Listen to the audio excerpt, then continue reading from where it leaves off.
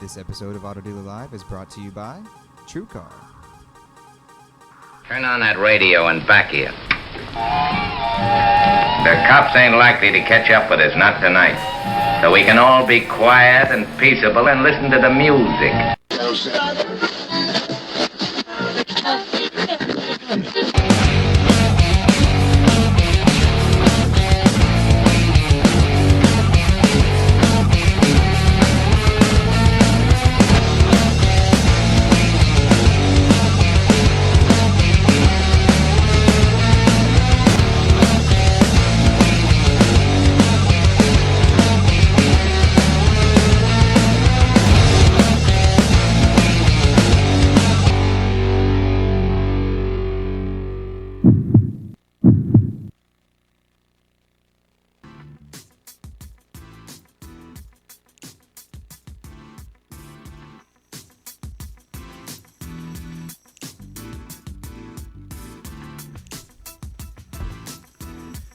What up?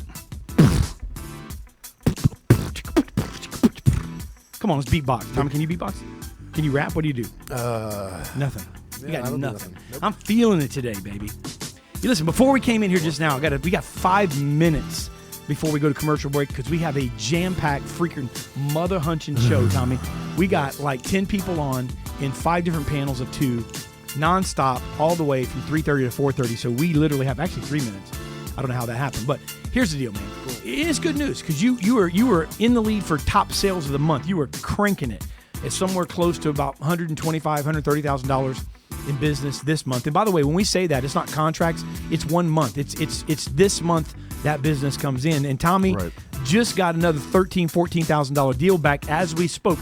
But just before that happened, the second place, maybe even the third place person, but he's a contender every month, Steve, jumps in front with a 1 call close on a re-up for, I think, what, $100,000 plus deal. $100,000 Look at my plus face. deal. Look how excited I am about that. Come on, man. I mean, I'm excited. I'm sure you are as the owner of the company. Yeah, I'm that we work excited, for. man. So we cranking it. Last day of the month, we have done some serious business. Last day of the month, I was doing pretty good up till about 20 minutes ago. And you then still I got to are. come on a show You like still this are, and though, try to man. pretend like I'm not friggin' ready to punch a hole through a baby's head. What? Easy killer. Not a baby I know or anything. Not you a know what I baby, mean? Not a real baby. but like a baby, like Mike the baby. You know what I mean? Like a big baby. Almost said fat, but you're not fat, Mike. You're skinny. You lost like 40 pounds. Hey, I'm feeling it today, man. NADA is going on. But here's the cool part. I'd say 70% of the people that we have coming on the show today are actually at NADA. It's gonna be a lot. We're gonna have connection problems. We're gonna be like, hello. Do one of these. Hold on, I gotta go to the You know what's bathroom. funny, man? We live in a world where internet is everywhere. I don't understand connection problems anymore. You know what I mean? It's not like we're in the freaking... I mean, like, whenever you do a conference like in Vegas and places like that, guess what? The internet's prevalent in those places. I mean, like, you know, what's up with the internet problems? I mean, we're not like doing a show from like the backwoods of Kentucky, like Paducah or something like that. You know what I'm saying? You know, or like, you know... Hey, here's the deal. We have Jeff Collins, Kevin Campbell, Jim DeLuca, Shaka Dyson, Becky Shernick, Matt Koenig, Jim Ziegler, Tom Stuker, and Mike Overy on the show today. If that's not enough reason to stop what you're freaking doing and listening, I don't know what is, because that's some automotive genius right there. I'm just going to leave. I don't think I should be here. I don't even think I should be in this. Oh, you should be here, man. You should be. I think I should be out on the floor selling, because I still got some time left before the end of the day, so I can maybe try to catch up to Dick Brickhouse. You call him Dick? No, you're about to say Dick House. I'm chewing gum today. Like I've thrown all caution to the wind. He's like Stephen Dick House. Hey, Kevin Campbell's on the show today. Kevin, you did business with Tommy before. Once upon a time when he was strong enough to close you. Maybe you'd have some kindness in your heart and get somebody in your team to sign up for him, man, the last day of the month. I don't know how Kevin feels. I've been talking to one of Kevin's guys, actually. Kevin, there's going to be a little delay. We see Kevin on Skype. There's a slight delay if he is listening, so when he hears this, we may see him giggle and laugh a little bit and go like, yeah, right. Yeah, no, right. I actually am talking with this guy, so I think I got it for April. It'll be an April deal. I'm going to start off April strong like a lion. Hey, listen, guess what? It flew by. 5 minutes, Tommy. We're going to stick right to schedule. We want to give every panel the adequate amount of attention today they deserve. So listen, hashtag Auto Dealer Live. Mike, go do me a favor. Are you able to run right there and grab that one of those Gary Vee books really, really quick, or no? If you are able to grab one, hand one to me. They came in today. I want to hold them up because I think we have a couple of extras that came from Koenig in the conference and Rockstar. Gary Vaynerchuk signed these, and here they are. This is really cool. Rockstar Auto Conference. If you didn't get a chance to attend, we've got some signed copies from Gary Vaynerchuk. Cool. Yeah, man, it's cool as heck, dude. This is like a novel. This is like the thick. This is not like is not. His other books are thin, good but thin. Pictures in that? Yeah, I don't know. I hope so. This is freaking chock full of stuff. Just came in literally today via FedEx. The Gary Vee book. We're gonna give it away to the top Twitter influencer today using hashtag AutoDealerLive. Get busy. You're gonna get an autographed copy of Gary Vee's book. We will send it out throughout the show at least 3 times to let you know who's in the lead, and at 4:40 Eastern, because the show may go over, we're going to announce the winner. Mikey, if you're listening, Okendo out there, 4:40 Eastern, we will announce the winner of the one Gary Vee autograph signed book. Hashtag Auto Dealer Live. The next up after these commercials, man. Next up is going to be the panel one of 12,000 panels. The hey, day come on, of man. panels galore. The next up on Auto Dealer Live is the panel one of Chatterbox. The next up is going to be me and Stephen Brickhouse in a grudge match for supremacy. It's going to be. Doom, oh, so Brick's going to win. Hey, my 5 shot's on his way, right, Mike? Yes, it is. Come on, baby. So it's only going to get more amped up from here. That's right. We'll be right back.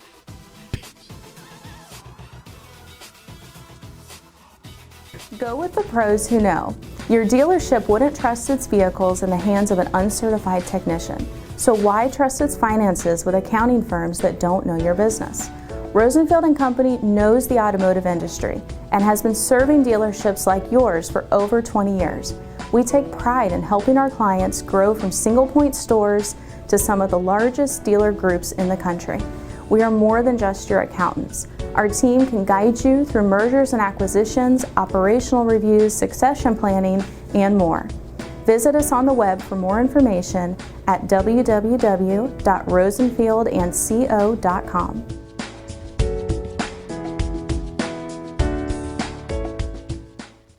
Jason Rice from Lot Pop, and let me tell you what we do to help dealerships increase used car sales 20 to 30% in gross in volume. 3 areas we focus on: trend reports. We look at weekly trends that no one else is trending to make adjustments on our inventory. 2 is we do weekly review calls to review those trends, but also we dig through every car that needs to be price adjusted to increase the searches. And 3, we do a virtual lot walk, make sure every car is standing tall in line, and make sure we don't have bad photos like these. Check out our website, lotpop.com. our blog at automotiverevolution.com, and our weekly video tips at increaseturn.com. Thanks. Hello, I'm Alan Ram, president and founder of Alan Ram's Proactive Training Solutions. Let's face it, good managers are defined not by what they do when they have a showroom full of customers, but more by what they do when there are no customers in the showroom. In 2015, whether you like it or not, the car business is all about conversion of opportunities and driving traffic. All those great closers and desk people are not doing you a whole lot of good if your dealership is not converting effectively on the telephone and internet. As an owner or dealer, when you see 5 salespeople standing by the front door doing nothing, Don't kid yourself. Your dealership is not being effectively managed. Management by Fire is a 2.5-day intensive course conducted entirely by me that teaches managers how to effectively manage in today's automotive industry. Simple processes for driving high-quality traffic. For more information on upcoming events, please call my team at 866-996-4665. Once again, 866-996-4665. Thank you.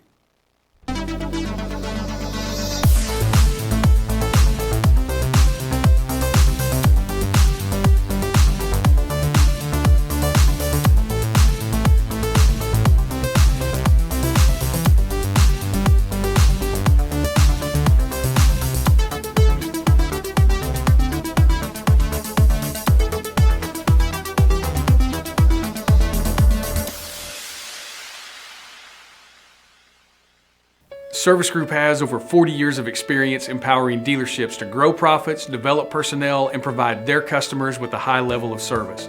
We offer high-quality products, world-class servicing, and innovative training and technology. Meet our team, first-class trainers, the best account managers, and an executive team that's second to none. This is your Service Group team. We look forward to giving your people the power to perform.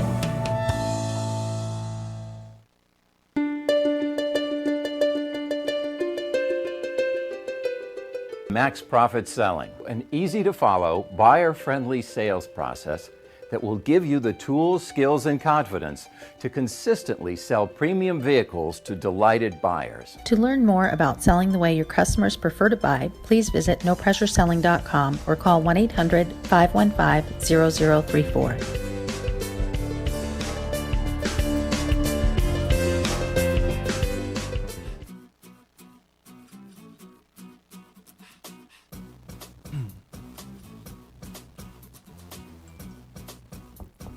We are back. We are back.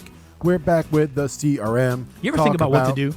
You ever think about what to do, like when we're coming back and stuff, like what you're going to say first? Like, you're sitting there going, should I say the same thing I said last time? No. I don't concern myself with it because I find thinking too much leads to... I didn't say thinking.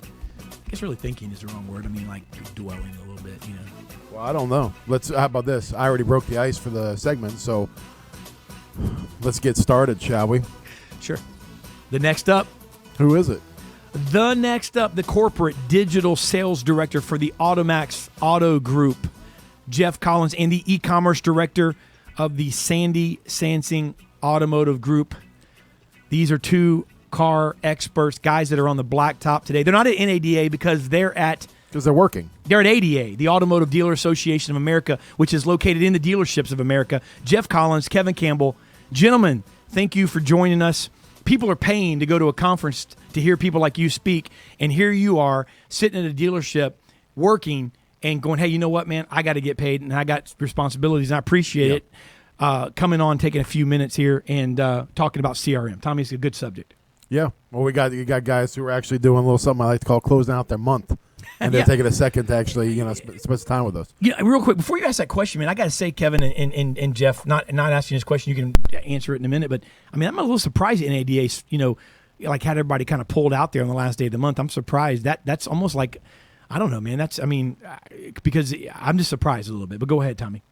What's up, gents? How are we today, to this morning, this afternoon, this evening? Hold on. I'm doing good, guys. Doing good. Cool. Awesome, man. Awesome. Tommy's a little discombobulated, Kevin, because I'm not sure if you were in the green room, so to speak, and I know you and Jeff were talking, but Tommy's a little discombobulated because he was in first place. He's a veteran.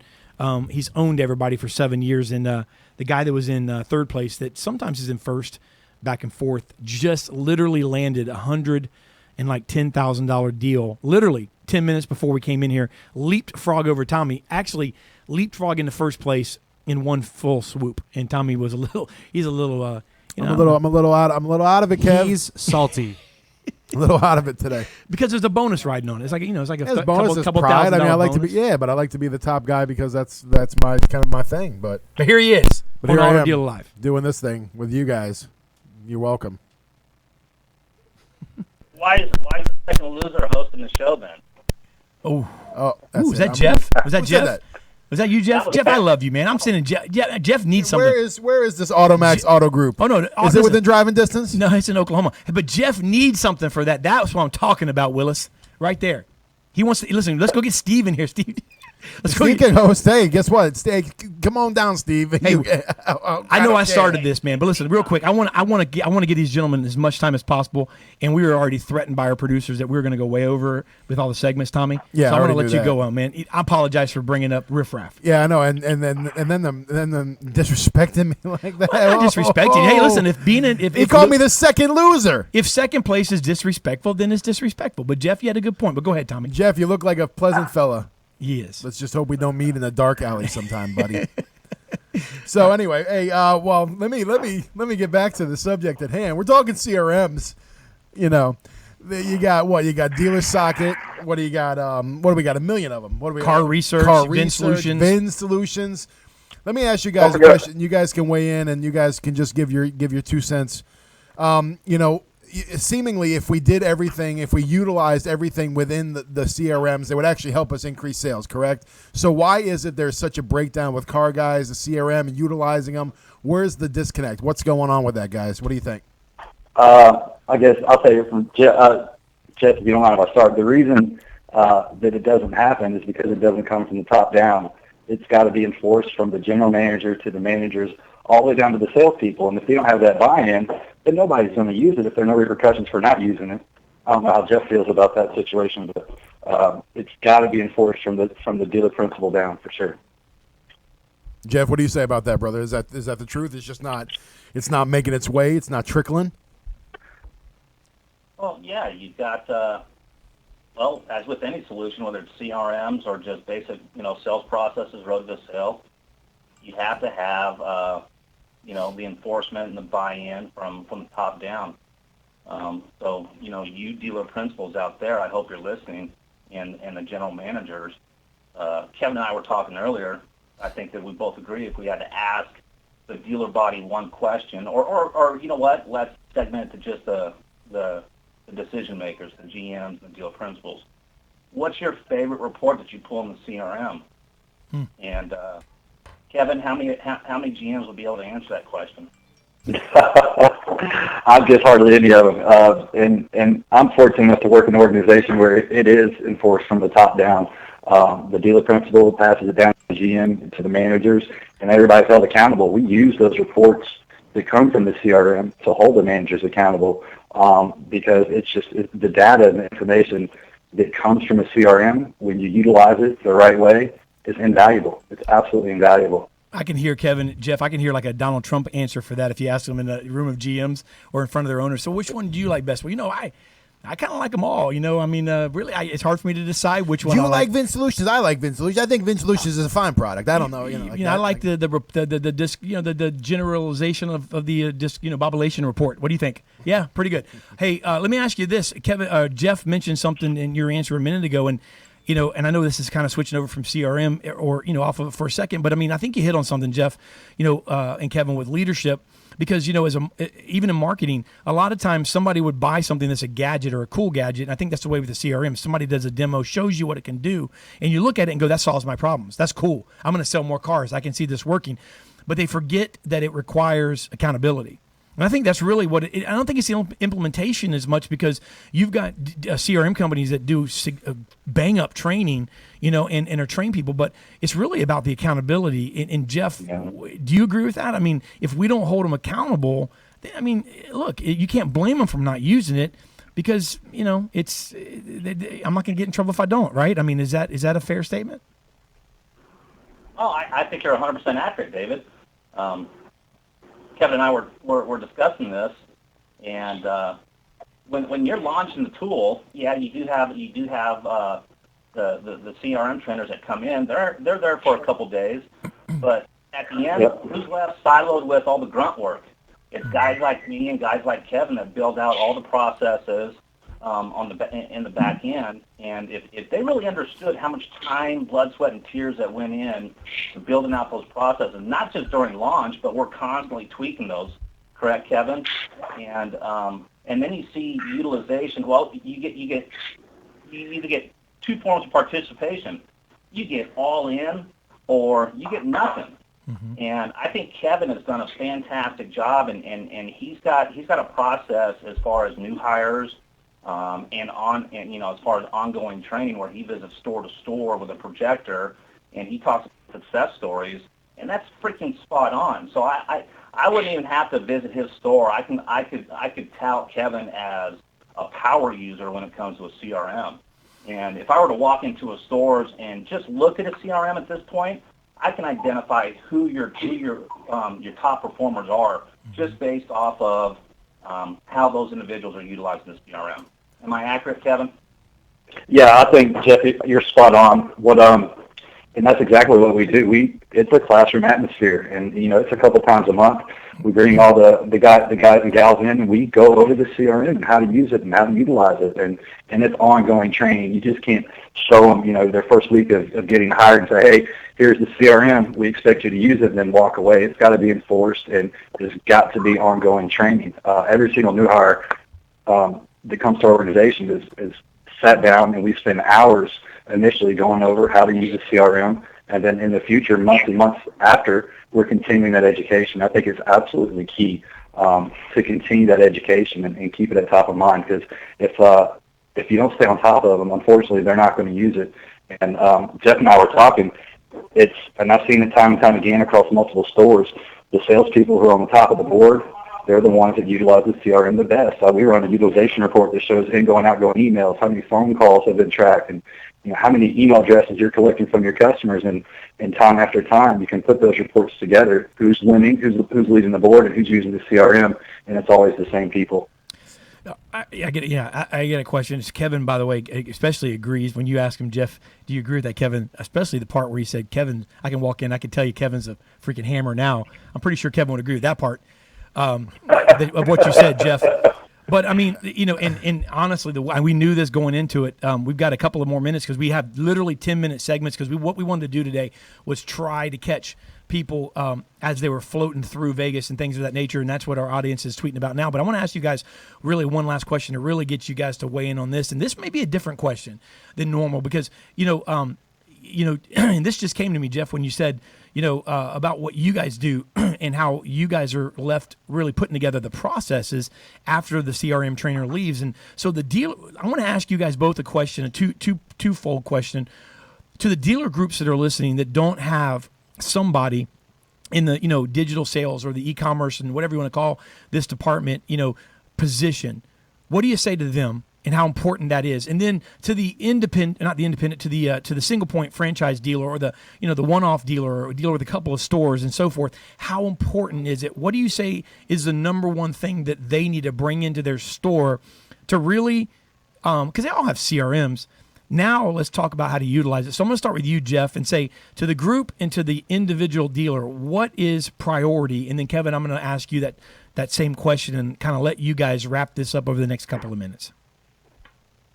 What is priority? I would, from a group standpoint, I would make sure that, and this is my opinion, okay, from a CRM standpoint, standardize the tool. I wouldn't have fragmented or different CRM solutions per rooftop. That makes for consistent reporting, and communication is key. If everybody brings the same data to the same table with the same format, you're just going to have more cohesive communication between your rooftops. And most auto groups have what's known as, you can phrase it any way you want, a CRM architect, what have you, someone who's responsible for facilitating the CRM and its activities. From a single point standpoint, if you do not have that person, you better designate an individual to be that CRM. And I'm going to leave it with this. The CRM is the most vital tool in the dealership. It contains all of your customer data. It's either going to place you in a position where you can market to your customers effectively or not. It's going to place you in a position just based off of key performance indicators contained in the CRM and help you identify trends and or patterns. So you want to raise your awareness when it comes to information in the CRM. Well, it's as simple as this: good info in, good info out, shitty info in, shitty info out. Simple. Jeff Collins, ladies and gentlemen. Thank you, Jeff. And Jeff, how can we follow you? What's your Twitter handle? Collins J13. I'm on Facebook, LinkedIn, Instagram. Let's have some fun. Absolutely. Reach out to him, guys. He's a tremendous help. I mean, he volunteers his time helping and pouring in to this industry. So, Kevin Campbell, I'm going to pose that same question to you. Heard you laughing when Jeff. I think Jeff, like I said, spot on. I think it's pretty much the same for groups and single rooftops. It starts at the top. The dealer principal's got to get the buy-in. The manager's got to be the buy-in, and then it's going to trickle down. If everybody isn't on the same page and committed to using it, it'll just be the most expensive note-taking device that you have. So, I'm a firm believer that it creates deals. I think you're going to find deals in the CRM. When you've got guys that are sitting out on point hour after hour waiting on the up bus to go up, it's not there. Those ups are in your CRM. And so if it comes from the top down and it's enforced, it's a beautiful thing. And, if you got those people, and Jeff and I talked about it, when you've got those one or two old car dogs that don't want to use the CRM, you can't let them get away with it. Everybody's got to use it, and it's got to be enforced. So, yeah, exactly. Got to give them the walking papers, like Jeff was saying, if they don't want to embrace it. So nice. Thank you, man. T. I appreciate it, Dave. Thank you, guys. Thanks, bro. See you around. Kevin is Kevin _Campbell too, right? Yeah, that's me. You can find me on Twitter and Facebook. I appreciate it, guys. Hey, thank you guys for joining us, man. Have a good weekend. All right, you too. Thanks. Thank you, Jeff. Rolling. Are we going right to the next up? Is the next up happening right now? The next up is happening as soon as Mike puts his freaking thumb in the air and goes, "Hey, they're up. They're on." Is that what he does? That's what he does. I'm still new to this. Yeah. I think and these are kind of like this is kind of like, what do they call that? Tapas. I'm talking about small plates. Tapas. Appetizers? Yeah, no, tapas. It's like Spanish style. It's like small plates. Right, like Spanish wrap. This is like the tapas version. Yeah, it's like appetizers, but it's not. Yeah, it's just called tapas. Yeah, So because it's in a different language. Because you didn't understand. Because you don't. No, understand I know what it is. I know what it means. I'm Spanish. I'm Latin. I know what it means. Okay, so in a obviously freaking you're Spanish automatically- menu, it says TAPAS. Yeah, Tapas. and what does that mean? Small Google plates. tapas. Doesn't mean appetizers. It means small plates. What I Right. was going to say. Okay, an appetizer is a big plate, right? An appetizer. The definition of I've tapas. seen appetizers that are the size of this table. They're just sharing appetizers. And you know what? I seen tapas. Like tapas for a giant would be No, the size. tapas actually means, I think it's actually translates to small plates. What if you're a big person? A small Then plate they would look be smaller. normal. Then they look smaller to you if you're big. Give us your thumb, Mike. Are you ready? I don't need a thumb yet. I'm still saying something. All right, go ahead. This tapas. is the tapas version of The small Auto Deal plate. Live. It's a small plate. It's all little Small bites. plate. So small. Little bites. So small. It's just little bites. Oh, for so you. small. The 'Cause you American men have You know why? Because you got other stuff to so do. small. We're gonna make it. It's gonna be rapid fire In Japanese, for you. so small. What does it say? Yeah, I'll tell you what. I was trying. You to weigh in. # Auto Deal Live. Oh, yeah, please, You want to if you win have this it. Gary V book? Is a tapa and appetizer? Tapas. TAPAS. I know what it is. Tapas. I didn't say tap out. What are you looking at? Tapas. Hold on. Definition of tapas. Thank you, Ezra. Small plates. Hopefully, Ezra, you either get a raise or you're fired. Let's see what happens here. Tapas. Spanish savory dishes typically served with drinks at a bar. Yep. Hold on. Small plates. No, it doesn't say about a small plate. It's a freaking Spanish appetizer. small plates. Oh, wait a minute. I watch a lot of Food Wikipedia. Oh, Wikipedia, the whoa, thing whoa. you can edit yourself. Go ahead. When you Google tapas, Yeah. Mike, give us your thumb whenever you're ready, because this is nonsense we're talking about here. When you Google tapas, Spanish pronunciation, tapas are a wide variety of appetizers or snack. I'm sorry. You were talking snack in Spanish cuisine. Thank you, Ezra. Ray's coming his way right there. Hey, Ezra. Boom. Guess what you got coming your way? A knuckle sandwich, buddy. It's all right. A wedgie and a sweet. What's the thing? You'll be able Swirly. to wash it down with some money. Swirly. From a raise. All right, they're on the phone. We're just getting them on Skype right now. The next up, when Mike gives us his thumb up. When he does that, next up is going to be the F&I panel up in this piece. We should get Kendrick in here to rap one day. I could do a little rap intro. Wouldn't that be cool? Put him on the spot. Yeah, it might be. I mean, he might go like too far or something. Be like rapping. Kendrick, shut up. This is All our right, show. Kendrick, it's good. Kendrick, get off the freaking stage. But yeah, the F&I. Last time we discussed this, this is going to be fun. This is going to be fun. This is tapas the style. icing on the cake. Yeah, well, this is not tapas. Tapas is pre-meal, pretty much, right? I mean, would you thought at it least was throughout. Okay, look, man. A tapas is a freaking appetizer. It's in the front of a menu in the Spanish menu. All right, so this could be. How about this could be like the second course? This would be like soup. or a salad. What I'm saying is this. I'm saying that this particular episode, we were talking about F&I. Yes. We had the main course a while back. Yeah, this is kind of the dessert. This is kind of bringing on. Now, what I will tell you this is we're bringing the heat back on. We have Shaka Dyson that's going to be coming back on today. By the way, popular demand with complete popular demand. Yeah, his head almost exploded last time. It was phenomenal. I thought he was going to I was hoping we bring him back sooner than now, and I hope we bring him back again. Well, he's been bringing his blood pressure down since the last show. He's been on meds.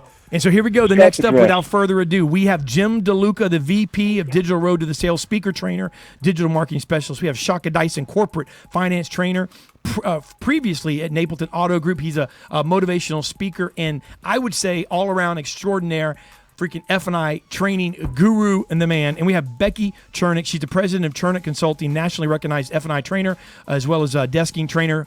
Lady and gentlemen, thank you for joining us, and apologize about the delay, but we have got like 4 or 5 segments today. We're going to bring you guys on. Thank you for being on. Shaka, I'm going to start with you. We're privileged to get you back on. You've been, it's been widely demanded that we get you back on the show.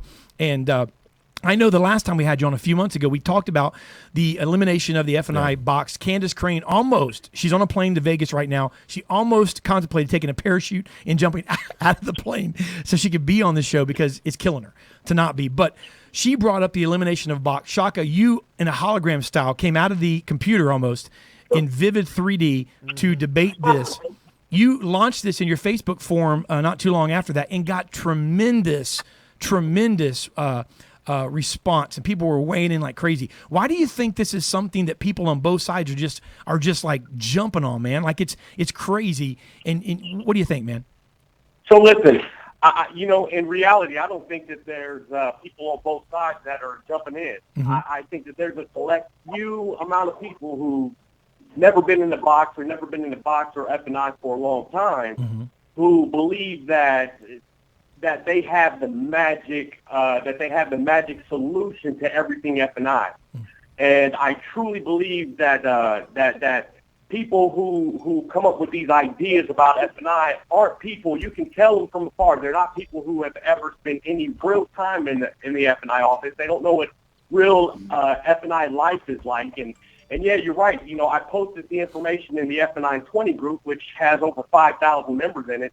And as you could tell, there was an overwhelming majority of people in there, real automotive F&I people, general managers, GSMs alike, who completely agreed with my position. Mm-hmm. I mean, I really believe that people who don't believe or who don't agree with my position, who really believe that F&I should somehow go to the showroom floor, I really believe that those people haven't spent any real time in the F&I office. Okay, and then Jim DeLuca, we had a little issue bringing him on. Jim, are you on? I'm here. Okay, Jim is here. Jimmy D, what do you have to say to what Shaka just said, sir? Well, first and foremost, I don't think it's entirely accurate, and even if it was, it's not relevant because we're not addressing those that are in the F&I department as we speak. We're addressing the consumers who are reluctant to go into the F&I department, and if they're giving an alternative where they don't have to, they're going to start to choose those dealerships. So I understand how important the profitability is. I understand how much the paperwork is needed and how the deals have to get bought, but we need a better process that's more customer-centric that people are going to enjoy. Yeah, but putting the F&I, everything that goes on in the F&I department out to the showroom is not the answer to a better process. Trust me.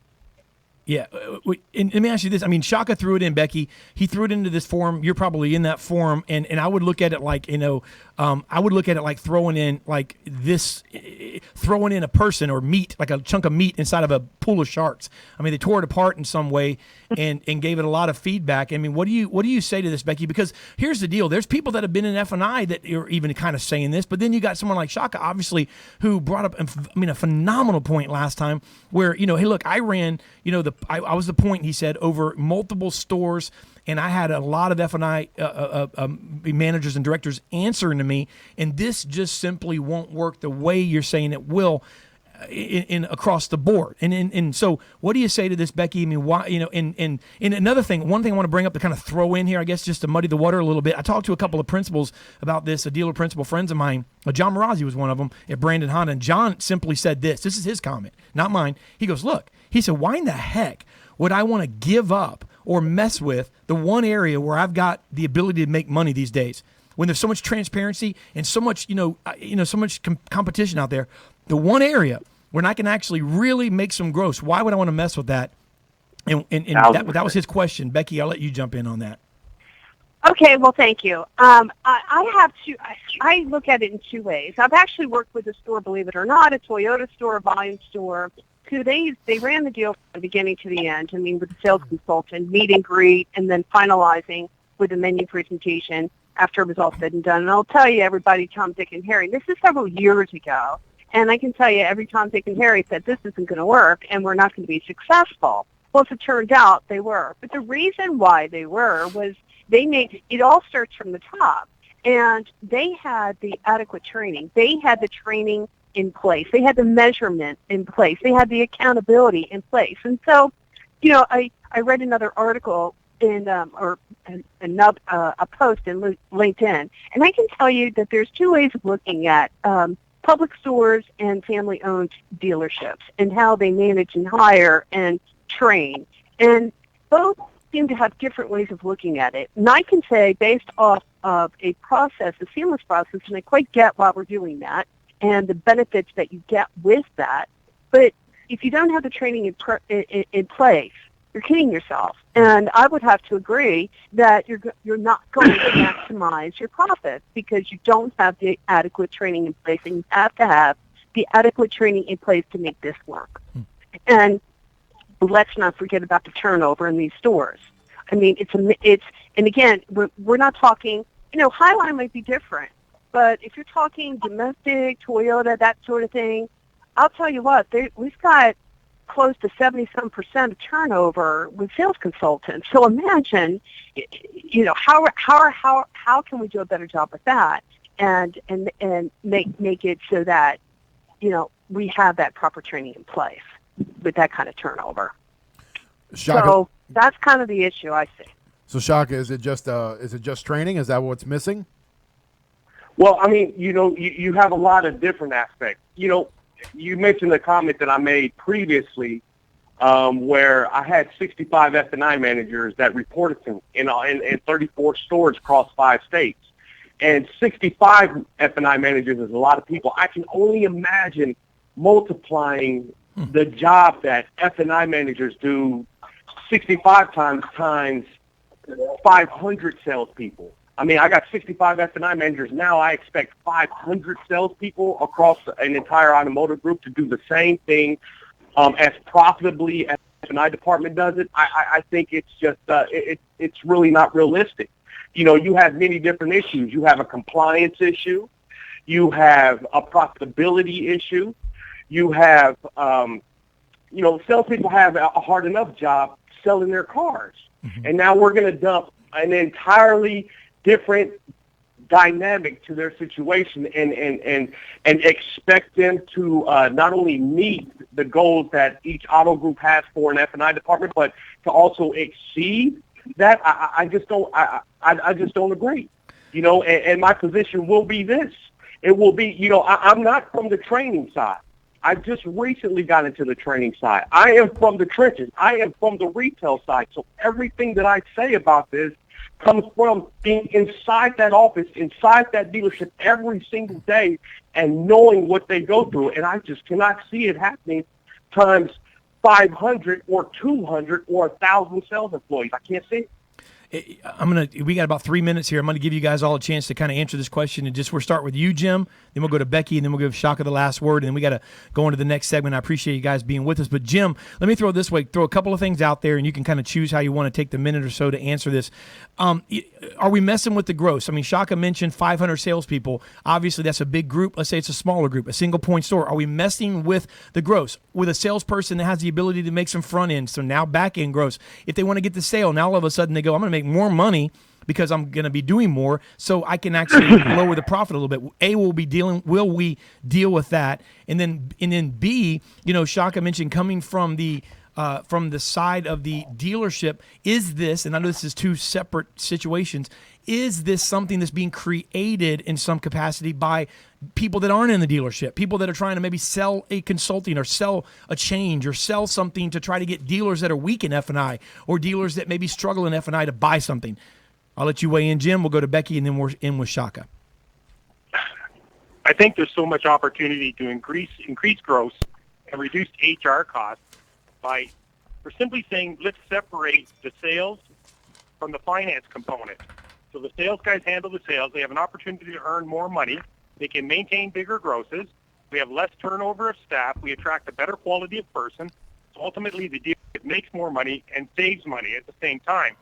Meanwhile, we've got a team of finance professionals that get the deals hung and they get the top one spot on subprime. We're just taking the sales out of the hands of the administrators and the administration out of the hands of the salespeople. And I don't think there's any sacrifice in gross. And the dealers that I've worked with, that I've consulted Where do you with, get your data from, brother? That's what I want to know. Where do you get that data from? what data are you the sacrifice in gross, the turnover. Where do you get this successful data from? Is this data that you're thinking may work, or is this data that you have tracked in a dealership or across automotive dealerships? I'm tracking the data from 5 stores in particular, but there are numerous stores that are reporting similar results. The data What numerous stores? I'll use one store in particular, which is Town & Country Toyota. And since they initiated this process, they went from 13% market share to 23% market share within their region. They sold 3,153 cars last year, which was an all-time record, and their F&I grosses are higher than they've ever been. And in the model that they've demonstrated across the 5 stores in Charlotte, these are the results that they're seeing. And Shaka, I managed 72 F&I accounts for 10 years, and I spent many years myself in F&I. And I'm not just trying to be an upstart and be revolutionary, but I see the data from consumers. They're unhappy with the process. They want more transparency. They want the more of the deal to take place online. So I'm just suggesting, A, we separate the transaction, give the sales consultants an opportunity to earn more money by not giving up. And we're not giving up F&I growth. That's not a component of it, right? A better consumer experience is going to put more people in the door. You're going to get bigger grosses. People will pay more for better service. And we're just giving the customers what they want. And when you have these upstart companies that move in next to you, as more and more dealers move towards this model, you're going to get disrupted by these competitors and forced into doing something as opposed to evolving your own process on your own terms. Thank you, Jim. Becky, you want to weigh in? Yeah, I tell you what, I mean, I kind of see where Jim and Shaka is both coming from, but I can tell you that you've got to have proper management in place to make it worthwhile, make it work, to manage it. I think it can be done. I like the idea of a seamless process. I love the idea of engaging sooner with the customer. I quite get it. I mean, I know that customer wants to. They want all the heavy lifting done before they don't even want to go into an F&I office. So if we can somehow create that seamless process where things are being done differently, you might experience a better and overall success from that. But on the other end, if we don't have that in place, meaning it's not being measured, it's not being these guys are not being held accountable. No, that's kind of like it's a tough way to go. So if you have the management tools in place that you can monitor this and you can work it and you have accountability in place, yeah, and it's done and it's consistent, you might have some success. But thank you, Becky. I know some of you guys are in Vegas and as well. Shaka, I'm going to give you a closing statement here, and want to thank you guys for being with us today. Shaka. Hey, well, first off, it's always a pleasure being on. It's always a pleasure talking to Jim. This first time I'm talking to Becky, but it's good talking to you as well.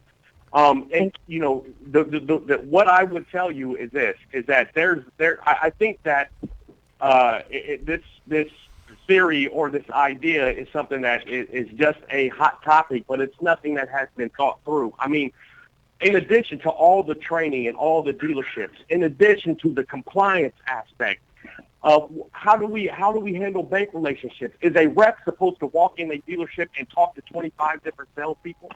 And I hear people talking about the profits going up instead of down.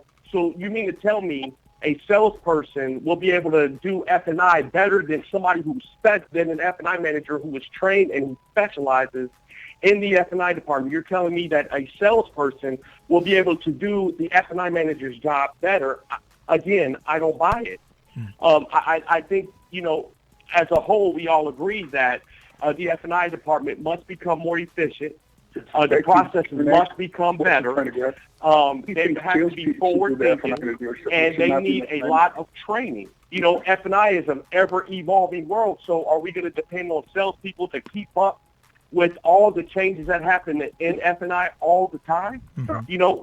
Salespeople can make more money by selling cars. And we need to train them on selling more cars. That's how they can make more money. But I truly believe, I really dare somebody to bring this topic up in front of a large group of automotive people and see the response that they get. So I don't believe it's anything that's been thought through.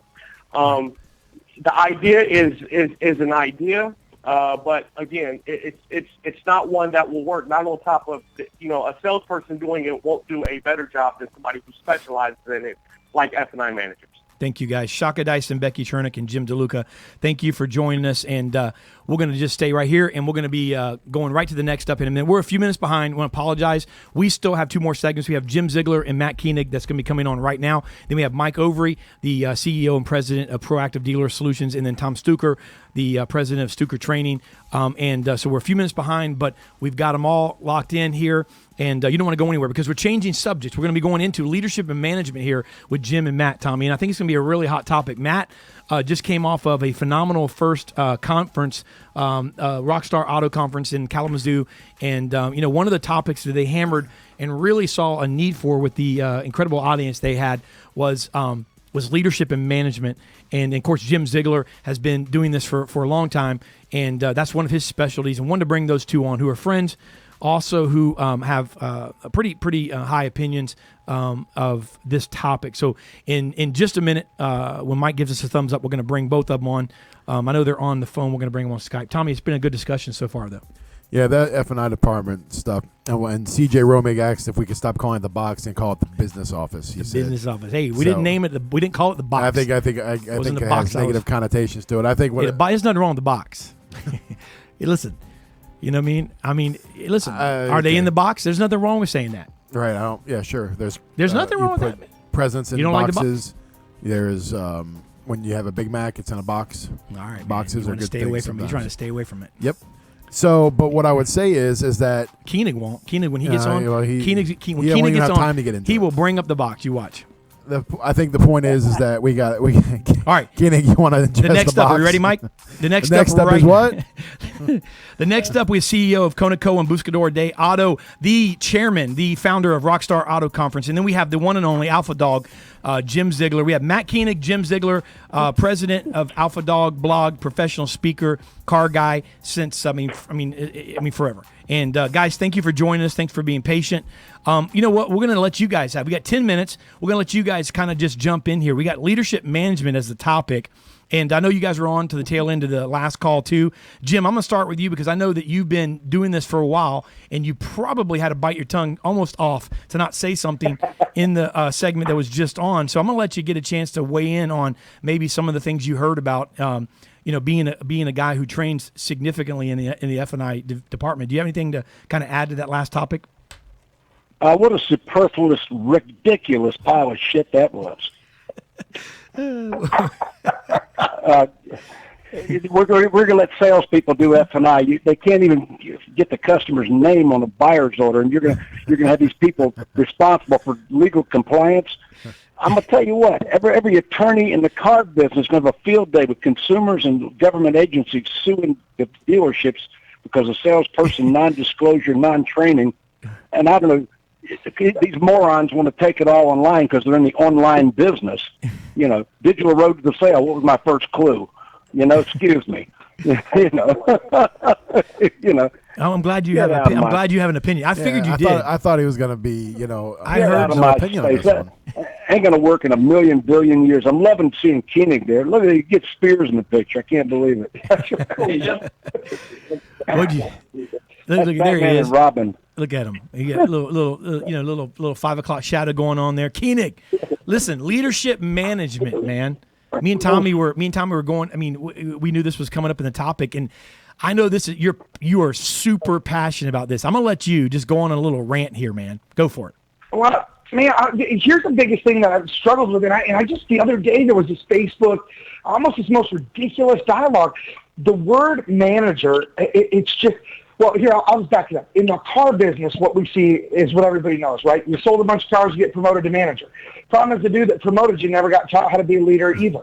So he wasn't good at it, or he was average at it, but he was only successful because the salespeople kicked ass. Now the top salespeople get put in the management role, and all the stuff that they thought about, like, I'd never want to do this to my salespeople. I'll never do that if I'm the boss. I'll never do it. They didn't get taught to do it right, so what do? They revert back to the same horse shit that their manager was doing to them. And I think the problem is, I think part of the problem is the fundamental language we use. We keep calling people managers. What does that mean? That means you manage the stuff that comes your way. There's nothing proactive. There's nothing leadership-oriented. There's nothing that says, I'm going to drive this team. I'm going to show them how to do it. Almost every dealership I go into, I hear the talk about wanting good people. I hear the talk about wanting our people to be the best. But you rarely see someone in leadership act like they're the servant of their salespeople. They're not washing their feet, right? They're not taking care of them. They're like, oh, you know what? There's 4 feet of snow out there. Get your boots on. Let's broom cars. Are you shitting me? You're yelling at your salespeople for not selling 30, 35 cars a month, but you're treating them like free labor. Go hire another porter to broom your cars. Hire another porter to move the lot around. Listen, and I get the importance of salespeople needing to walk the lot, know the inventory. Yes. But if you want someone to be a true pro, okay, as a leader, you need to know the role you put them in. And we have to stop lying to salespeople and going, this is like having your own business. No, it's not, because I can't decide to stay home and work if I'm a salesperson. I can't decide not to broom snow off cars, can I? Oh, no, but it's my own business. We have a very big problem in this industry, and it's a lack of leadership, okay? There are great people that have been around a while. There are people that walk their talk, practice what they preach. There are some great leaders out there. But as the majority, the automotive industry is truly struggling with good leaders because no one's out there doing leadership training. Now, mark my word, give it 90 days and some freaking hack joke like Jonathan Dawson or Noah Walsh is going to come out with a bullshit leadership training when they don't even know how to lead themselves through a freaking hallway with lights on. But because there's a lack of leadership, all the guys that don't know how to lead and never got taught are going to come out and try and train on it. Someone needs to train on it because it's missing. But it's not the guys that don't know their ass from a hole in the ground. And we're going to see a big problem because people recognize that leadership is lacking. And I foresee we're going to see more of those issues coming about because all these guys that don't know anything are going to start trying to teach people and say they know how to be leaders. You know, Billy, you do a good job. This is a great example. You were talking about this stuff with Tommy, and Tommy, I'm not trying to pour salt in him. Tommy kicks ass for you, right? Somebody else got very fortunate, boom, pop deal. Tommy's a little down in the dumper. But guess what? Billy, you know this. It's your job as a leader to pump him back up, right? I mean, you help him see his value, jack him up. As a leader, that's on you. Right? You got to motivate them. You got to inspire them. We got to make sure they're pumped up. That's lacking. I hear they need to motivate themselves. They need to do this. Grow the hell up. Serve your people. That's what a leader does. Serve them better than anybody else. They won't want to go work for anybody else. That's what we're missing right now. That's good. That's awesome. So let me ask you this, Jim. Is it what Matt just spoke on? Is this more of is this a cultural thing? Is it a societal thing because of kind of the degradation of values and things we held dear, not that long ago? Is that partially that, or almost all? Is it? I mean, what do you think about that? Is it more that than anything? Where is it? Where are we missing from managers to leaders? Where are we missing the boat? Well, the word manager, I'm in strict agreement with Matt on that. A manager has 3 jobs. They're a manager, and manager is the physical part of your job. They're a leader, that's the inspirational part of your job, and they're a supervisor. I'm in charge. I'm in 98 corporations that own dealerships right now, and I can't believe I see all these frauds, phonies, pretenders, and social media gurus all of a sudden showing up saying they know the car business. Excuse me. I was on a sales desk in Tallahassee Dodge 2 weeks ago, and we had the biggest Monday they've had in 3 years, gross-wise, and I desked every deal on a Monday. I mean, leadership is getting up there and showing them the job and performing. I mean, I've got salesmen that will follow me anywhere, but I'm not their pal. First thing, I have to teach managers how to be managers. I'm not your pal. You got all the pals you need at the bar, excuse me. I'm your supervisor. I'm your leader, and I am in charge. I appreciate that you've been a salesman for 25 years, but when you come to my sales desk, your input is very valuable, but the decision, I'll make it, and you'll do it. And you know what? These people will follow me anywhere. That's good. I'm the best there is. I'm the best there is, the best there ever was, and maybe the best there ever will be the way the industry's going. Come on. Hey, let me ask you this, Jim. I mean, and we got a couple more minutes here. These segments are flying by. Remind me, Mike, to not to do it this way anymore because this is kind of get my OCD kicks in here. I want to get, but Jim, let me ask you this, Jim, and then Matt, you can weigh in on this. He's looking at me because he already told me not to do this. But Jim, let me ask you this. Matt mentioned something that reminded me of the old principle, the Peter principle. Promoting somebody beyond their capabilities. A really, really good salesperson, less of a good manager. Really, really sucky GM. But because they were a good salesperson, here they are running it, but they don't know how to lead. And I mean, is that something that as car owners of car dealerships or managers, they're afraid to lose good people, so they feel like they have to promote them? In a management, but they're not managers. They don't know how to reproduce. They might have been really good salespeople, but they make less money as a leader, possibly, or as a manager, and they don't know how to reproduce themselves. I mean, do you see that as something? I love Matt Koenig. Mm-hmm. Look at that hair. I mean, if we had a nuclear war, that hair would be intact. Come on. Yeah, I understand, but I mean, and I agree with Matt. Matt reminds me of Goldthwait, Bobcat Goldthwait. I mean, he does remind me of Bobcat. That's good. Doesn't he? Yeah, he does. But anyway, I don't know who that is. I got to look it up. The problem today, I was in a meeting at a dealership. I'm going to be in Robert Brogdon Buick Pontiac GMC, or Buick GMC in Kansas City next week.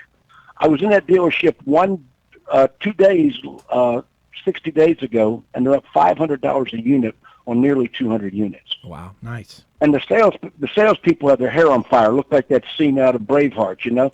I mean, because I inspired them, I lead them, and I don't take any crap off of them. You see, being a leader does not mean you're kissing people's butts. It means you're managing and supervising. The supervisor part of the manager's job is the one part that's missed. There's so many people out there teaching management that have never been a friggin' manager in their life. I was an award-setting manager, and you know what? My resume is published. You look at all the other national trainers in the business and try to find out where the hell they worked. Yeah. I got living witnesses to my numbers. That's good. And I just feels, I mean, the fact of the matter is, the fact that you said I said at Tallahassee Dodge and Des deals on a Monday, that's a leader. A leader to me is not the person that necessarily, now there's some good leaders, but looking at the Pentagon or the government, someone that sits in Washington at a Pentagon and points and goes, go here, that doesn't necessarily mean they're a leader. But the sergeant that runs on the, freaking in the war zone and runs out first, gets shot at and turns around and goes, okay, boys, follow me. That's a little different. So kudos to that, Jim, that you're doing that with as much money as you make, as much influence as you have. You're still sitting on the desk once in a while. That's leadership. I agree. Matt, Peter principle, man. Promoting somebody. I'll wait for one thing. Okay. Wait for one thing. Sure. Automotive News has got the 40 under 40. Mm-hmm. I'm waiting till they come out with the 80 under 80. They're trying to find 80 of them. That's what it is. They're trying to find 80 of them. It's going to be eight under 80. Yeah, 8 under 80. The rest from that are heart attacks, unfortunately. That's actually a good idea, though. That's actually a good idea, Matt. You need to do that at the Rockstar Conference. You should do that, Matt. Go like instead of a 40 under 40, do something like that and honor a group of the generals, man, in the car business. That might be a good, a generals. Seriously, man, Rockstar generals of the car business, and honor them at your next conference coming up. Well, go ahead, Matt. Peter principle, man. That's right. And somebody, Chris Bennett, it was, and it's good because I'm watching the tweets as we're doing this, and there's two things I want to touch on because Jim said something very powerful, but it's very easy for people to misunderstand it and take it in a selfish way. And Jim made a great point. He said, listen, but there is that point where I am the boss, I am the leader, and if I say it, you do it. But there's a difference, and that's true when your people know that you care first about their success, right? Right. If they know Jim is going to go to the desk and he's going to he'll die on a sword for him, he'll do anything for them, then they will follow him into battle, and they won't question when he says to do stuff unless it's really fundamentally, immoral, which isn't going to be the case. So there is that element where hey, if I'm the leader and I say we're going in this direction, I don't expect that you're going to question me on that. But it's because, in my belief is, it's because they know that I'll die on the sword for them. I'll serve them. I'll put them first, right? Right. So Jim hit on that. And Chris Bennett tweeted, he said, take it down a level. Training only works if a leader's present. You can't train someone to be a leader. Now, I replied to that, and there's something I think very important there, and that is this. You can't train someone to have the character traits of desiring to be a leader, right? If their character's out of whack, if they don't want to serve people, then no, you can't train that into them. But when someone has the right character and they desire to serve and they desire to help other people grow, you can teach them how to do that. You can teach them the things to do and not do. Listen, we're all car guys, right? Now, Grant Cardone's our buddy. We've known Grant for years. And what does he always say when somebody, don't be a little bitch, right? And we laugh at it. Now, Chris and we're car guys. We bust each other's balls all day. We say stuff like that.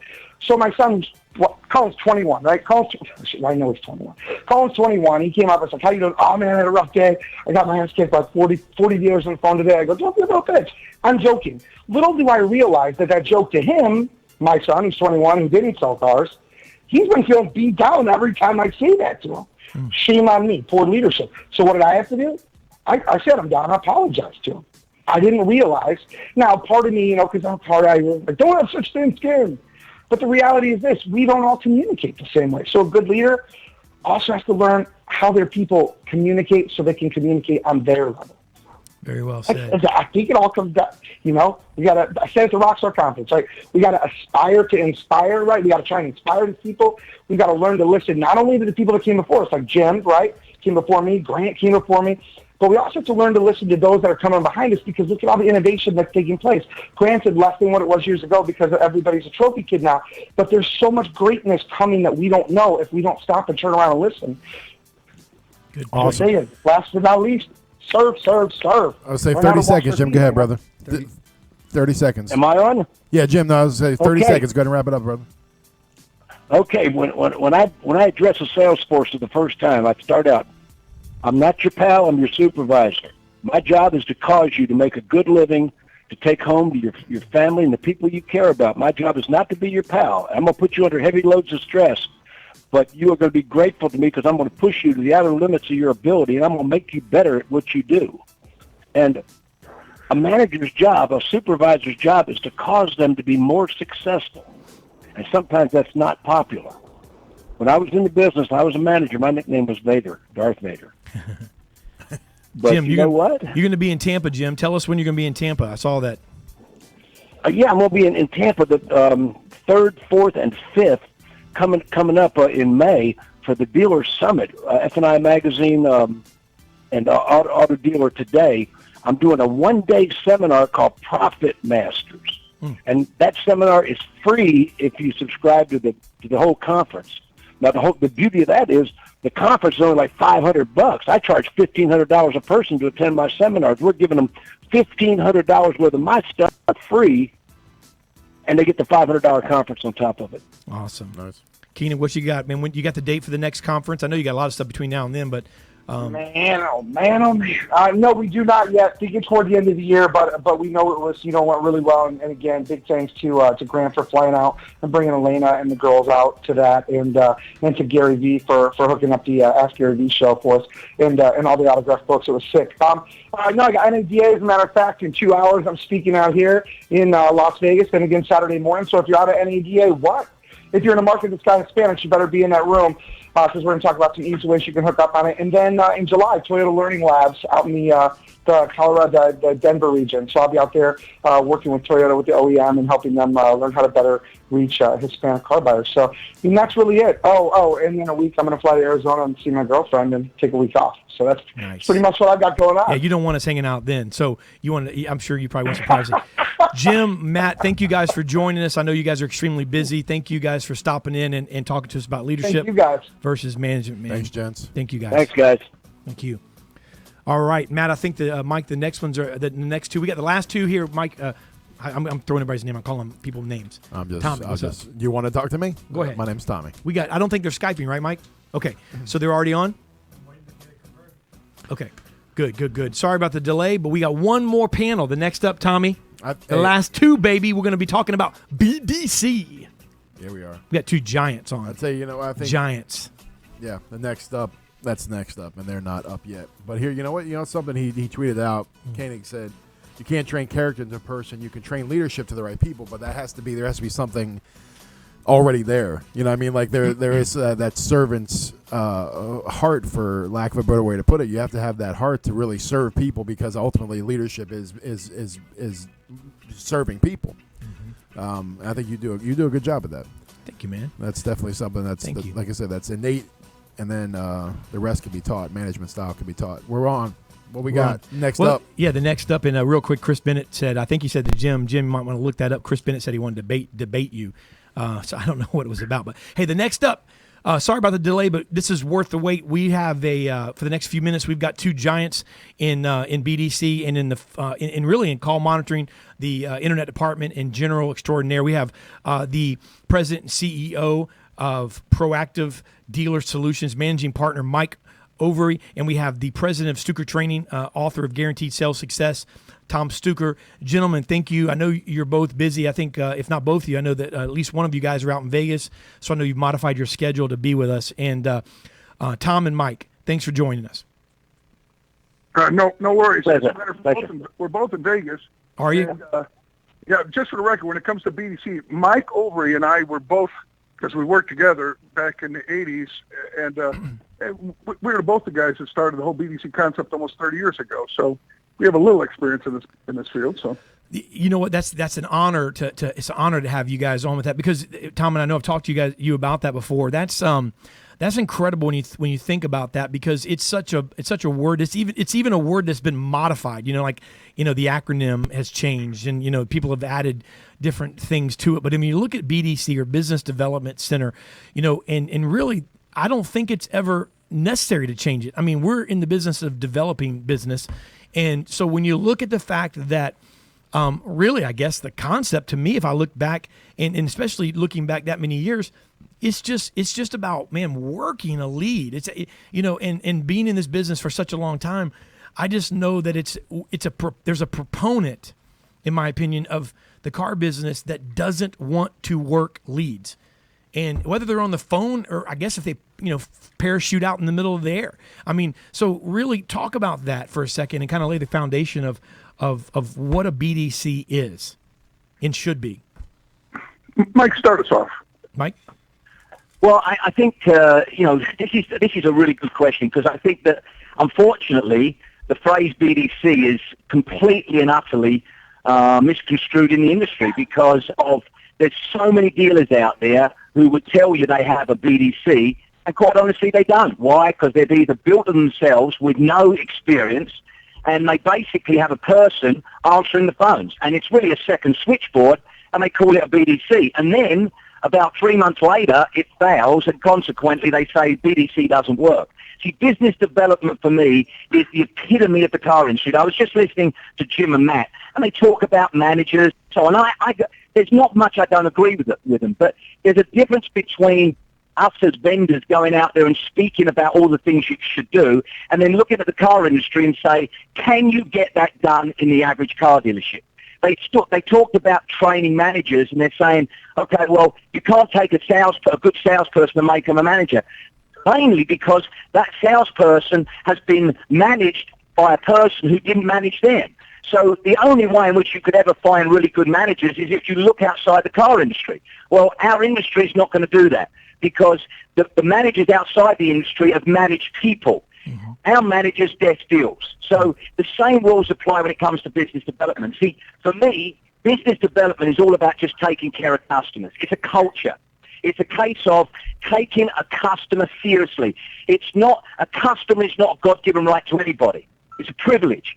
So if we take that as being part of what we do, in other words, it's taking care of customers, that's business development. There's two things in any dealership that every dealership needs, whether it's sales or service, when it comes to business development. That is, we need to be able to generate traffic on a consistent basis, and we need to be able to manage the customers we have within the buckets, whether that's an inbound sales call, whether it's an internet lead, whether it's a customer who's come into our dealership and gone away, or whether it's database management. And my question, I get asked this question, all the 20 groups and OEM meetings I do, they go, why a BDC, Mike? And I go, you know something? In a perfect world, with all the salespeople we've got, with all the managers that we've got, we would not need a specialized BDC. But we're not in a perfect world. Right. And the same discussion that Matt and Jim was having is that until the industry understands that we can keep going through it, like everybody asks me, what's the difference between Proactive Dealer Solutions and all the other vendors out there that do BDC?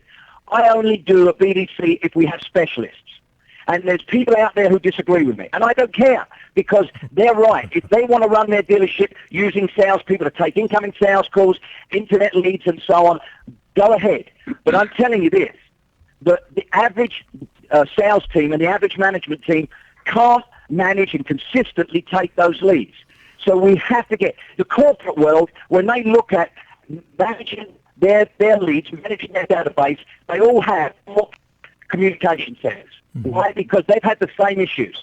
But the difference is they value the customer. Right. And so consequently, the only way, I'm not saying that you can't do it with salespeople, but when a dealer says to me, well, we want to do a BDC, but we want to use salespeople, I say, go ahead. There's plenty of vendors out there who take your business. I don't. I say, if you're not going to do it the way in which the best practice, I've got 2,300 dealers, active dealers who are kicking butt in pretty much every marketplace because they specialize. Just as with I heard the last thing where they told you F&I managed putting it back to sales. I mean, when are we going to realize that you're taking a salesperson most of the time from the unemployment line, and I'm not being degrading here, and now you want them to do F&I, you want them to do follow-up, you want them to do take incoming calls effectively, you want to do road to the sale, you want to do delivery. It's impossible. It's impossible. And so until we realize as an industry that's not the way to go, and we have to understand where we got all the pieces in play, then you'll be able to accomplish some of the things we're trying to accomplish. Awesome. Hey, yeah, go ahead. Yeah, I was gonna say, Tom. Actually, somebody actually directed on Twitter a question at you specifically, and they said last week I asked the BDC panelists to define what a BDC is, and he said, "Can you please take care of that?" Because they wouldn't. Okay, well, here it is. The BDC, Michael will agree with me, because when we started the BDC process about 30 years ago, we knew that the overwhelming majority of managers in the car business, and this is not a shot at managers, this is a shot at our industry. Because we take a salesperson that was selling 18 cars a month on Friday. On Monday, we made him the new car manager and didn't exactly send him to Wharton Business School over the weekend. So Mike and I knew that a BDC was inevitable, right? It was inevitable because we had to come up with a process that would secure dealers the ultimate in opportunity management, getting the most of phone-ups, getting the most of internet leads before internet leads were out there, right? Getting the most of our showroom traffic, getting the most of our database, and eventually getting the most of our service opportunities. A BDC is the ultimate in opportunity management. Now, Mike said about 25 years ago, love the phrase, still use it today, he says it's squeezing everything out of the orange, and that's what it is. It's dealers spend so much money in advertising, but here's the thing. You ever hear people talk about the national average closing ratio, right? Mm-hmm. Michael and I both know that's a joke because less than 2% of the dealers know what their true closing ratio is.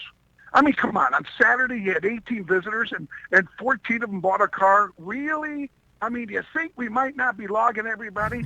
The average dealership, I mean, and I would say the majority of dealers go into the BDC process for the completely wrong reasons. Mm-hmm. They're going, my $150,000 manager cannot get my $60,000 person to handle a phone up right. So let's hire a $3,000 manager to get a $2,000 person to fix this problem once and for all. Ironically, it could usually be done better than the first one, mm-hmm. because it's not about whether you're a $150,000 manager / closer or a $60,000 reactive salesperson who never likes to be on the phone because he might miss a good op.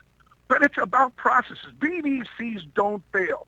People fail at BDCs. Now, 90%, in my opinion, 90% of all BDCs are grossly underperforming. Mm-hmm. But there's really simple solutions to that. But at the same time, over 90% of all dealerships are underperforming because we're a reactive industry. We hire people to wait on someone that's looking to buy something. and we don't hire and develop people to sell cars. Sell cars meaning take the 1,000 people in your database and manage the opportunities. Do you know that a database of 600, those people are buying 25 vehicles a month in and month out? Mm-hmm. And salespeople don't even know it. Dealers have millions of dollars invested in their database. And today with CSI being the big money shot, where if you don't have people happy, you know, and you don't have good customer relationships, you don't have the repeat referral business, and you don't have that CSI money, BDCs are inevitable for everybody. What's a BDC? A BDC is anything to anybody. It could be service department for one, sales for another, internet for another. But, you know, there's 10 reasons why BDCs underperform, and the biggest reason is we got the wrong person running it. But at the same time, you got to train the BDC manager just like you got to train the sales manager to manage the sales, to manage the department. You know, we're not managing people through process. We're managing deals at our dealerships, but the overwhelming, and I'm not trying to shoot down to 5% of the stores that are really run decently. Right. I'm talking about the 95% that are underperforming. I don't blame the managers. It's literally, it's the blind leading the blind. It's generation after generation that basically says hire people, throw them on the floor, and hope that there's enough people for my advertising to come in and buy something. And it still hasn't changed. Let me ask you this, Mike. Going into the second half here, we're just a couple questions, and I knew this would take the panel because you guys can take it and just elaborate on it. Going into the second part of this, call monitoring. It's been said by multiple times on the show. It's been part of this debate where you both have been talking about the quality, and that's something you obviously both believe in, and you even alluded to the possibility of turning down business if it's not looked at or viewed the right way, because from what I took it based on your comment that it would not last anyway if their motives weren't right. So looking at it from the standpoint of someone buying a program, implementing it, and monitoring, who should monitor this? How should we monitor? How should the accountability, what should the accountability look like? And I mean, should not only we be listening to it, but should maybe the BDC salespeople be listening to some of their own calls to hear what they sound like? What does this look like moving forward, and how does that need to look in your mind? Well, let's look at monitoring. We have an evaluation product, probably as anybody. Evaluation has been out there for 30 years. All the years I've been in the business. Why has it not had an impact on our business? And it hasn't. Is because you can monitor people. You can score them, you can do whatever you want, but if managers, it's all about three things. So call monitoring is a word. Do not use it. Whether you're looking, every report we have is what we call awareness. Accountability is awareness. But when you get awareness, you have to have a manager or an individual who is then going to look at that and say, okay, we have a deficiency. What is the action we need to take to be able to overcome that deficiency? Whether that's coaching, whether that's training, whether that's a consequence. In other words, if you're going to have salespeople take incoming sales calls, what do you call where someone has the not taking the phone now because you're at this moment in time without coaching and additional guidance to be able to represent our company. And then last but not least, you have to be able to replicate the execution. The reason that Hey, Mike, Mike, you're breaking up really bad. We couldn't hear that last part of what you said. Let me see if you could get a clear. If we see if the signal comes back. And Tom, let me throw to you real quick because you were breaking up really, really bad, Mike. But Tom, let me ask you that same question really quick, and then we'll get Mike back here to maybe finish that statement. But I mean, in your opinion, can you answer that? I mean, Tom, I'll throw that on you. Okay, well, first of all, the old saying that's been around forever, you could only expect what you inspect. So call monitoring is a fabulous tool. Unfortunately, just like any tool, if you don't take it out of the box and use it, you're not going to build anything. So if a dealer subscribes to it because he wants to be able to listen to calls, pull his hair out, go in a sales meeting, rip everybody, and then today's a new day, it's not going to solve the problem. But if you don't monitor the calls, if you don't listen on it, at least on a good sampling as a manager or a BDC manager, then what's the purpose of monitoring? That's number one. Number two, and worse, if the person that's listening to calls doesn't know how to make that call any better because of their skill set, right? Then again, where is the? It's grateful, but it can only be used if somebody says, "Wait a minute." That call, by the way, phone ups, just for the record, have to be managed within 15 minutes of when the dealer is contacted. Now, you could do that with your sales team on the floor, or you could do it on the BDC. But if that call comes in at 1:15 this afternoon, by 1:30, a manager has to manage that call. In phone ups, either you're dominated in the market or you dominate the market. There is no second place. And call monitoring will give you the ability to dominate phone ups in your market if you manage the product, which means a manager has to literally, on any call that doesn't turn into immediate appointment, the manager has to listen to that call, coach on that call, and fix the call in a short period of time. It's good. Mike, are you you might be better now. Yeah, that does sound better. Yeah, if you want to just give us, we're unfortunately running out of time, but appreciate your input. I want to see if you can give us like just kind of a minute wrap up, final thoughts on the subject. Yeah, again, I think that I think everything we talked about. Call monitoring's a great product. We recommend it for every dealership. You have to have awareness. As Tom just said, you have to take action. I just want to touch on a couple of things Tom said. In fairness to the managers, let's look at what they're putting up with. You've still got 50% turnover in your sales teams.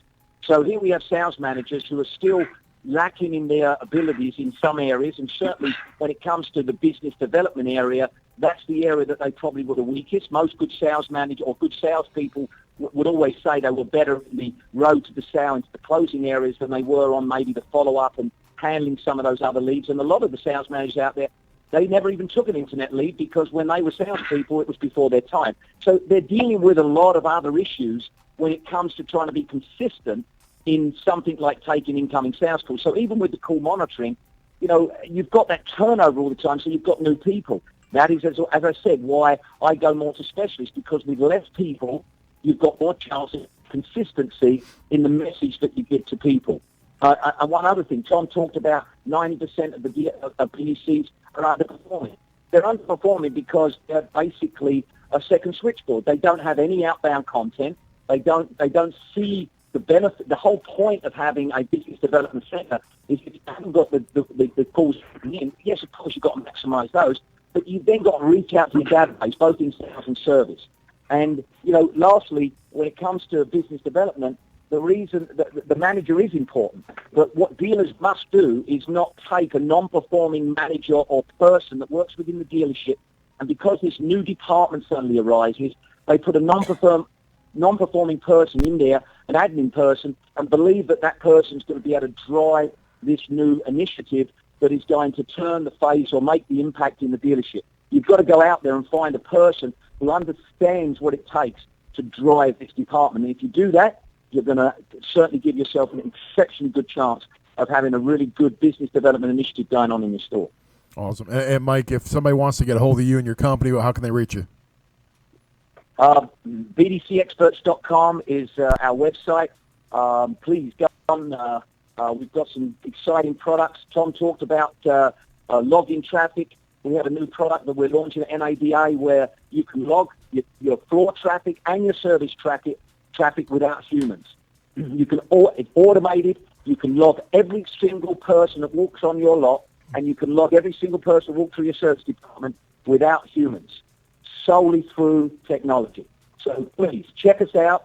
If you're in NADA, come to our booth and come and see this new technology. I'm telling you, it'll blow you away. And there's no barcode injections into. I would say, is there no surgery involved? No surgery involved, right, Mike? You don't have to have a little chip in your ear or anything. No chip. Like okay, no good. chip. Thank you. Okay, we want to make that clear. No robots and no chips. All right. No chips. Awesome.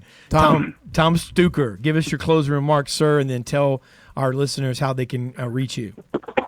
Okay, it's all about training, and more training. It takes 4 to 5 days of nonstop, roll up the sleeves, side-by-side training to clone somebody to be a master of the phone, whether it's a BDC rep or a BDC salesperson. It takes 5 days to do it. And we do that in our boot camp in Michigan, or we do it at the dealership as well. I just got done doing a boot camp for a large group in California, and their appointments went up 60% in 2 weeks, and that makes a big difference for a large dealer group. Sure. So, and we also have in 90 days, we have a 3-day management class coming out. Not how to finance people, how to close deals, not how to desk deals, but how to manage salespeople. It's the most needed class right now in the industry, is to teach sales managers to manage people. And last but not least, in 90 days, we're also introducing in our 60,000 square foot facility in Michigan a virtual BDC. Yes, it's a student BDC. I personally handpick and hand train the people in that department, and they mastered the calls. They know how to take a CRM and make it to an ATM. And yes, if they want more information on any of our training online, in-house, our virtual BDC, where we take and make all the calls for them on a customized basis, or our management training, or our 5-day boot camp, here's 2 numbers. First of all, here's an 800 number, 800-999-5277, or they can contact us at stukertraining.com. Gentlemen, thank you so much for joining us, and hope you guys have a great time over in Vegas. And I look forward to talking to you guys soon. Thank you very much. Just a real quick shout out to Mike Overy. He's one of my best friends, and I want to tell you, one of the classiest people in the car business ever. So, just want to say that. Car business love. What do you think? That's nice, Mike. Yeah. I'll pay you later, Tom. I'll see you, Mike. Thank you, guys. Bye. Thank you, guys. Well, that was it, Tommy Wynn. What do you say? We did it. We did it, and we only went over 25 minutes. That's it. That's it. Only 25 minutes over. I told you, Mike, that we couldn't do it in 30 minutes. Or I just want to say shout out to Curtis, too, for Curtis Snyder. Tapas restaurants serve multiple small dishes and is sitting throughout a single meal. Thank you. Shout out to Ed Brooks, Velocity Sales. Shout out to CJ Romig. Man, just shout out to Jeremy. Jeremy. There's a couple of Jeremys here. Jeremy Lewis. Jeremy Lewis. Shout out to Jerry Lewis. I did love the tweet Jerry from Lewis. CJ. Shout out to Great Balls of Fire, baby. Huh? CJ Robing told Tommy he was drunk, go home in between the first 2 panels. Yeah, he saw my face. There's no alcohol induced. That was pure rage. Yeah, that was rage and angst. And I'd like to shout out to Altoids. Shout out to Altoids. Hey, Cinnamon Altoids. That's the flavor. Hey, Altoid. Hashtag Altoid. Hey, hook a brother up on the sponsorship. I've been eating these. I'm here every time with these things. We got such a big audience. Yeti, what up, yo? We got such a big audience that you're going to get an Altoid. He's only going to send you one. I'll take a can a week. They're like, here's your can for the week. Put it next year. It's on the show. But it was a good show. I mean, honestly, it almost wasn't fair because there's so much content and so little time. But yeah. But it was good, man. It's going to leave it all. That's another thing tapas do. It makes you want more. Yes. Taste for something. That's why they're appetizers. Because it puts a taste in your mouth to make you want an entree. That's not what they are. But that is what they are. Shut up. You don't even know what you're talking about. Jeremy L74. At Jeremy L74. He answers to Jerry also. Hey, guys, thank you. And we're going to shoot out real quick. I know it might be over, but you know what? Heck. I don't know who won this. So, Mikey O, if you will tweet out here in the next 90 seconds to 120 seconds who won the autographed Gary V book, which is called #AskGaryV. Next show's coming up, y'all. We got the Great American Automotive Panel. Oh, hey, where are we going to do that? That's next week. Are we doing that still? Is that still on? Yeah, it's still on. Well, because I'm very not in the loop. I just kind of show up and look, dumb. Yeah, okay. Yeah, you walk about 25 feet from your desk to the studios. I know, but I don't always know what's happening. More so like last 15. I heard it was going to be we're actually going to do it at Brandon Honda at John Marazzi's dealership. It's 7 days from right now. First of all, you enjoy NADA. You enjoy your weekend. You enjoy your closing and your opening and all the big deals. By the way, Matt Lasco just tweeted out, thanks IPD, which we work with him on a program. Matt Lasco, he said, thank you. We hit 200 new Fords at the fitness store for the first time in store history. Thanks for all you do. So 200 new cars. They do over 350, I think, between new and used at that store. They do another 100 plus. So they're over 500, about 500 cars a month total. But Matt, man, you're the man. Good Matt job, Lasco, bro. Killing it in Fenton, Michigan. Yeah, biggest new car month ever. But next Thursday, yes, Great American Automotive Panel, we're going to be live on remote at where, Mike? Brandon Honda. The Alan Ram is going to be with us, and we're going to be sitting right there somewhere in that showroom. John Marazzi is going to be with us. We're going to be banking. I might invite Andrew Dunton over from Courtesy Kia down the street. I may just do something like totally not only is it going to be unorthodox because it's going to be live at a dealership, I may like bring some competitors that I know from across the street and have them kind of show up there. Would that not be off the chain? I'm going to bring a pizza. I'm going to see if John will have his dog Zeus on the freaking show. Why not Zeus? Zeus? Jack I don't know what kind of dog it is, but it's Zeus. Listen, we only have like one person listening right now because we went way over. Thank you, honey. I love you. Thanks for listening. My wife's not one of them. Your wife's not. Yeah, she's peace out. She's shopping. Well, so we got the GAP, we got Tower Talk, we got the Day of Reckoning coming up. Yes, that's gonna be. We're gonna actually be going to Tombstone, Arizona for that one. Yeah, we're gonna be the OK Corral. Well, Johnny Ringo. Well, you might. You look be like going. someone just walked over your grave. Glenn Posh. You did that pretty good. Glenn Posh. Just shout out to Glenn Posh. And what's up, Glenn? If we weren't just friends retweeting anymore, it. I don't think I could bear it. Is that one? I I'm gotta get my Huckleberry. freaking tomb. I've seen the movie 100 times. I gotta get my Tombstone. For that show, I'm gonna have a bunch of Tombstone. I'll have a good one. I'll have some good ones. So let down. Alrighty, what's up, Ezra? Look at Ezra there. Look at him. Ezra almost fell asleep 3 times through the service. All right, services. What services? All right, guys. Hey, listen. Let's go. What do you say? Ready? Okay. On the count of 3, let's just close this What are thing. we gonna- Ready? wait, what are we doing on 3? 1. On the count of 3, we can be like, bye. How about that? Y'all come back now. You're here. Let's do the Beverly Hillbillies. God Indy. bless Ready? you. Good night. On the count of 3. Ready? Boom, boom, boom. 1, 2, 3. Bye. You Now hear? you hear? He said bye. What an idiot. You gotta listen.